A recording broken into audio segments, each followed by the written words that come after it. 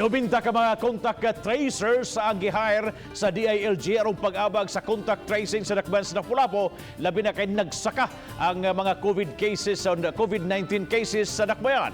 Si Luan Mirondina sa report.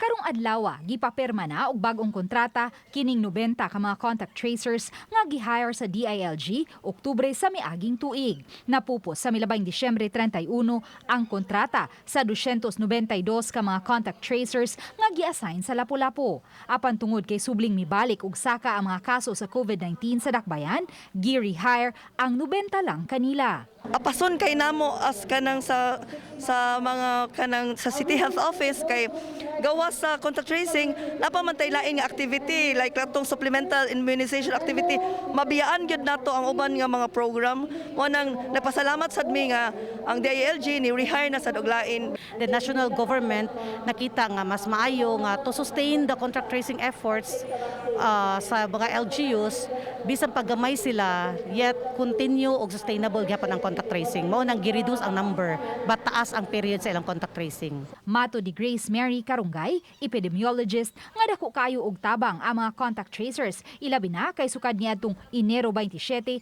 tag-double digit ang mga bag-ong matalang kaso sa COVID-19. Matod sa DILG, kung padayong magsaka ang mga kaso sa COVID-19 sa Dakbayan ug makita ang panginahanglan nga magdugang og mga contact tracers, dili na sila mo hire pa og dugang mga contact tracers tungod kay itap na lang nila ang mga contact tracers sa ubang mga LGU diin nagkaubos na ang kaso. Hinuon kagahapon, siyam lang ang mga bagong natalang kaso sa Dakbayan.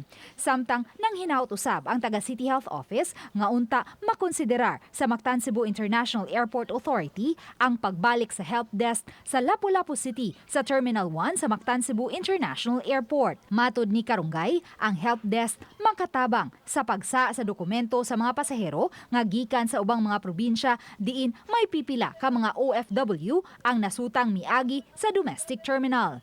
Kung atong nahinumduman naami kanang OFW seaman nga na-detect na to on day 5 o kanang na-positive siya tungod to sa help desk. Kaya wala pa tong help desk, nakauli na to siya sa ilaha. Uban ni Godfrey Relien, Luan Mirondina, Balitang Bisdak.